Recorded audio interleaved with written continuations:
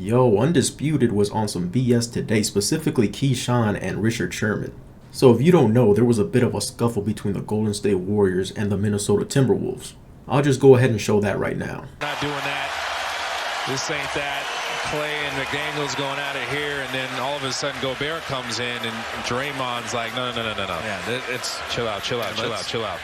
And then Draymond, he headlocked Gobert. Now, most people that watch that clip would probably put the blame on the guy that put someone in a headlock and dragged them to the floor, or maybe the two guys that were fighting beforehand. But let's hear who the guys over at Undisputed put the blame on. So, Keyshawn Johnson, who is most to blame for all of this? Well, well, first of all, the initial attack on Klay Thompson was a bit much there, Skip. I mean, you grabbing a guy, throwing him around a couple of times. Now, Draymond, obviously, from a distance, is looking at Rudy Gobert put his hands on his teammate.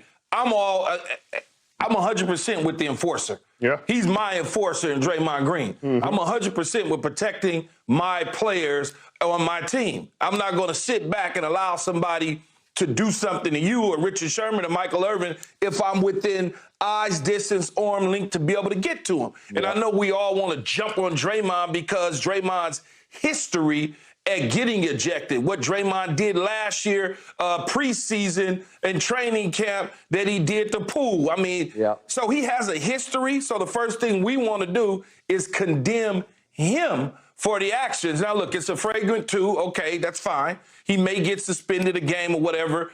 I'm willing to accept that based on him protecting one of my star players. And Coach said it right there. When you look at the situation, dude putting his hands on my teammate. Right. I'm not going to sit back and allow that to happen. And Clay's, we would think that Clay is well enough to protect himself, but in that situation, I got my dog with me. He's going to do it for me. Therefore, I can now go my own way and allow him to step in and lead the charge. So if anything, as far as I'm concerned, it's on Rudy Gobert.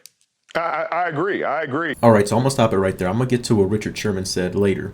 But let's talk about what Keyshawn Johnson said here, right? Let's talk about his logic here. All right, so first of all, Keyshawn's over here talking about it. That was a little too much on Klay Thompson. They were throwing him around a little too much.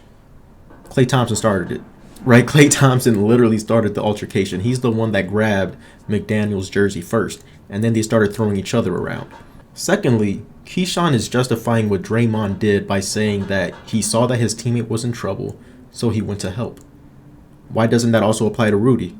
Right? How can you say Draymond did the right thing by helping his teammate, but not also say the same thing about Rudy? So Rudy isn't allowed to pull someone off of his teammate, but Draymond Green can come and put someone in a headlock to get them off of his teammates. How does that make sense?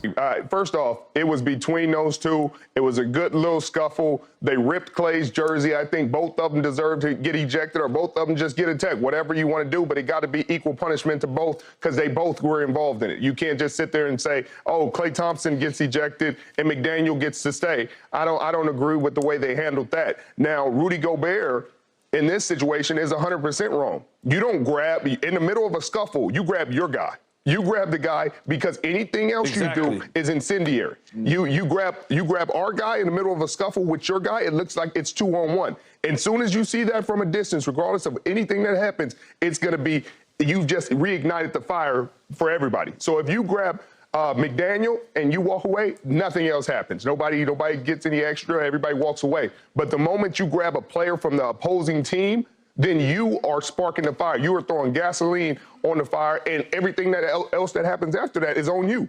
Like, you get mad at Draymond, then don't grab his guy. Grab your guy. That's your teammate. I don't know what your intentions are when you grab my guy, so I'm going to assume that they're malicious, and I'm going to act accordingly, and that's what Draymond did. He was not in the wrong for doing that. Like you said, Key, he is the enforcer on that team. He is the guy that's going to stand up for his guys, and that's what he did. What the hell is Richard Sherman talking about? First of all, Jaden McDaniels did get ejected alongside with Klay Thompson. So I really have no idea what he's talking about. Secondly, these guys are literally just making up rules that never existed before. When trying to de-escalate a scuffle, many players have grabbed the opposing team's player. That's nothing new. And it's very easy to tell when a player has ill will or not. And Rudy clearly did not have any ill will. If you watch the clip, you can actually see that Thompson was thrown in front of Rudy. What you want him to do, Richard? Let him keep attacking his teammate? Right, using this dude's logic, PJ Tucker had the green light to jump on LeBron in this situation, right? Because again, he doesn't know what LeBron's gonna do, right? Maybe LeBron's trying to hurt Chris Paul. Why is he grabbing my teammate? But the point is, right, even if you do believe that it looked like Rudy was trying to hurt Klay Thompson, everything that they're saying to defend Draymond Green would also apply to Rudy Gobert. Now you might be wondering, right, how could they possibly justify this, right? How could they not see the hypocrisy?